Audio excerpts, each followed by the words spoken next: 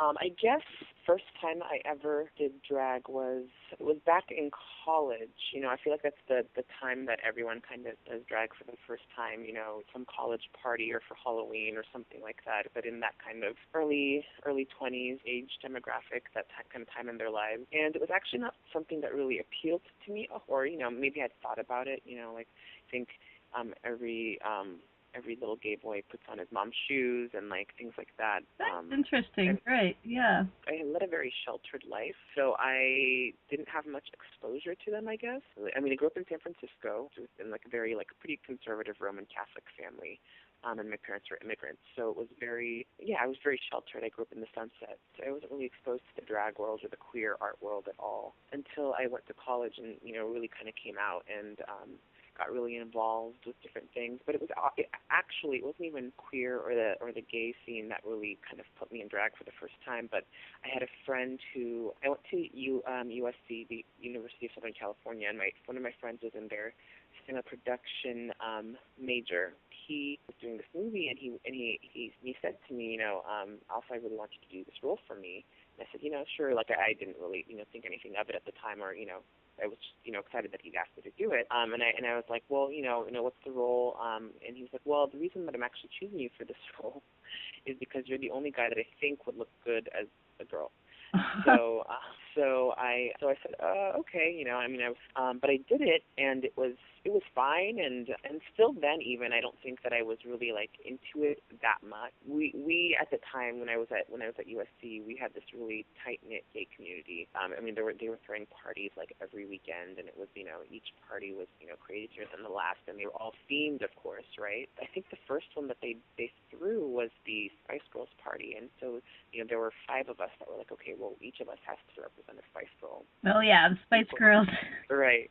And of course I was scary because I'm black, and then from there, and then they did a Pop Divas party, and I was like Beyonce or something, and then it was just all these little parties, and people kind of started to expect that from me, and then before I knew it, I was performing big LGBT dances that the campus put on. And you were really enjoying it, right? Oh yeah. It was a lot of fun. I was a dancer for a large part of my younger life in the dance company for 3.5 years while I was in college. I kind of used that a lot. In the drags I did back then, everything was very choreographed and performance oriented. So much once I started doing the kind of larger performers, it became less about parties to socialize and be kind of like a persona, and more about the performance. Mm-hmm. And coming also again from a more musical theater background, it really did become more about performing for me. And you were singing, right, at that point? Were you? I'd been singing all my life. I was really, really young. I was singing in choirs and things like that, and always kind of wanted to sing. When I went to college, I was in musical theater, so I was singing a lot. But I actually didn't sing in drag at that time. Oh, okay. I didn't really start singing in drag until I came back to the Bay Area from undergrad. It's hard to say when the first time was. I think I first started. I went when I was at USC, and then I worked for a few years in nonprofits, and then I went to grad school at UC Berkeley. And when I was living in Berkeley, I started again, performing again. I got asked to do a few things here and there, and I was more connected with the lesbian scene because I just had more friends that were lesbians, especially in the Bay Area. My gay boys are in LA. So I got involved with Fellafemme, at the White Horse, at Velvet, out in Oakland, and then even a couple burlesque shows. So lesbians were your first following then here in the Bay Area? Kind of. Yeah, definitely. I would say that. So I started performing in the East Bay, and I guess it was in the East Bay. I think the first time I probably did it was at Velvet, did an Amy Winehouse song. Because I loved Amy Winehouse. I think she just kind of started to come out back then. This was 3 or 4 years ago.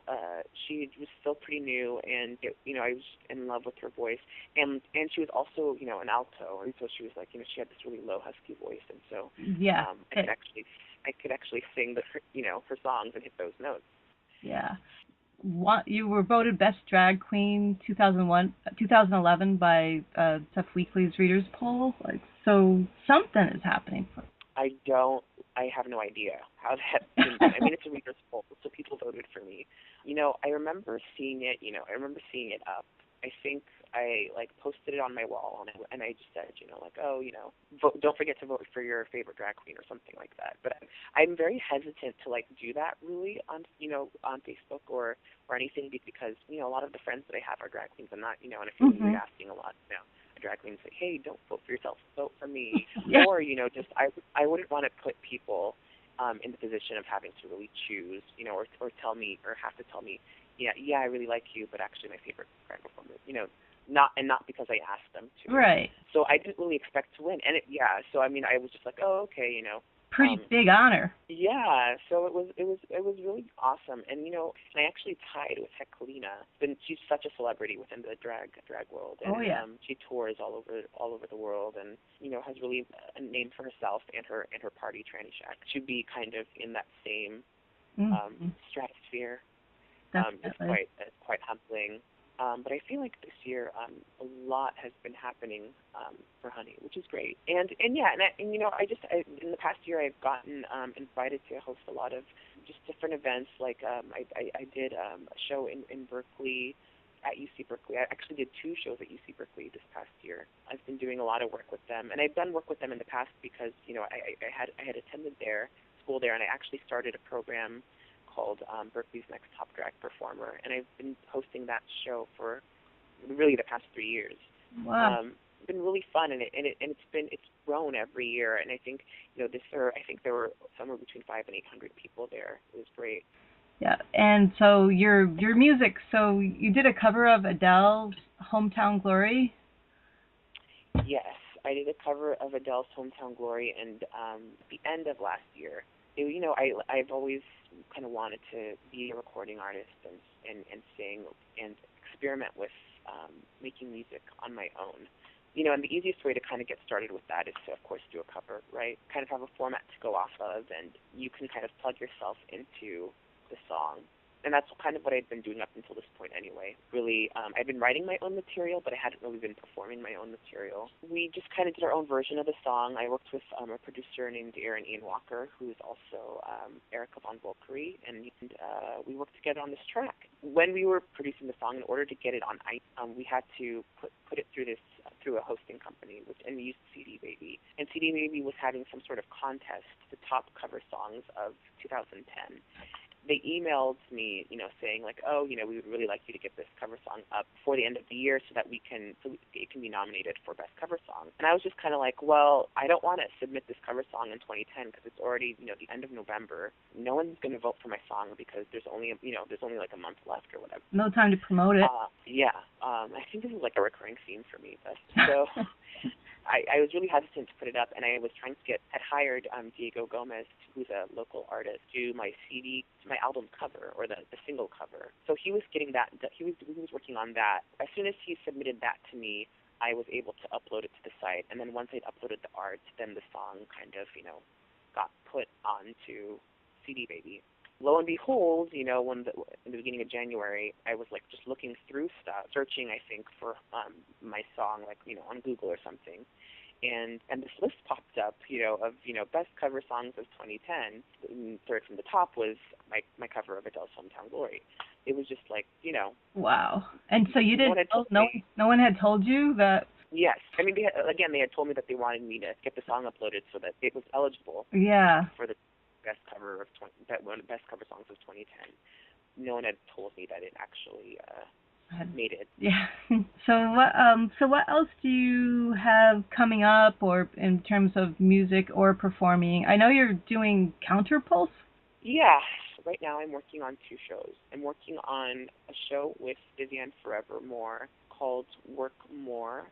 Vivienne Forevermore is kind of producing the show. It's actually really a collaboration of several different drag artists and nightlife performers, not just drag queens, but dancers and other performers in the nightlife. It's a collaboration of cast of 12, and don't quote me on that though. I think actually I was reading, and I think there was 11. 11. Okay, 11. But don't quote me on that either. All right, 11 or 12 cast members. We're all working together on drag numbers. Talked about this before, and I think Micah or Vivian Forevermore has talked about the fact that drag tends to be a very personal art, where usually there's just one drag queen performing a song, or if there's more than one drag queen performing a song, there's usually one lead drag queen, and then she has her backup dancers, effectively, right? Well, with Work More, it is much more of a collaborative effort, in that we're working together. I mean, some of us are teaming up to work on numbers together, although some of the numbers will have a definite strong lead character, or many of them won't. And it's also kind of different because we really are creating a show with like things that hold the show together. So I feel like that will be really special. I feel really ecstatic to be working with these people and to be getting to put this show on at Counterpulse. And that'll be at the very end of July, that last weekend of July. And you're trying to raise money so that the group can tour nationally? Yes. Well, and perhaps even internationally. Wow.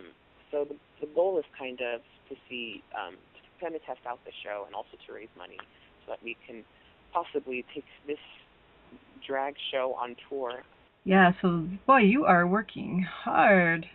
Mm-hmm. Yeah, well, I try, I mean, I mean, it's something that I really enjoy. I mean, right now yesterday, I spent a lot of time working on music, because I am now, like, I know that I did my cover song and, Hometown Glory, but now I'm really trying to work on more original material.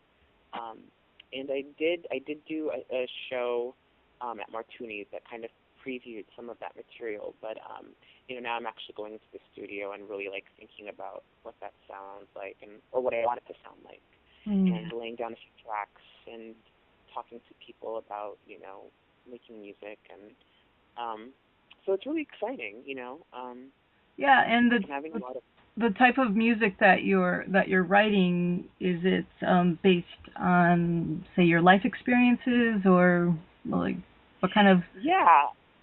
Sometimes I'm actually having a hard time kind of making some of those choices, and I don't think that I necessarily have to necessarily make a definitive choice, but I am writing some songs that are just fun, because sometimes you just want to write a fun pop song. But some of my songs really do have like kind of a deeper message or a deeper meaning to me, and I think to other people.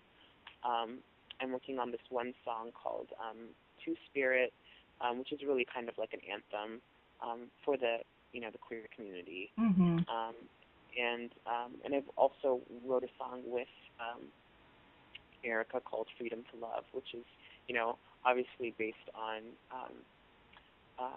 kind of the fight for marriage equality, or just being treated as a human being, or and having people's love recognized as valid.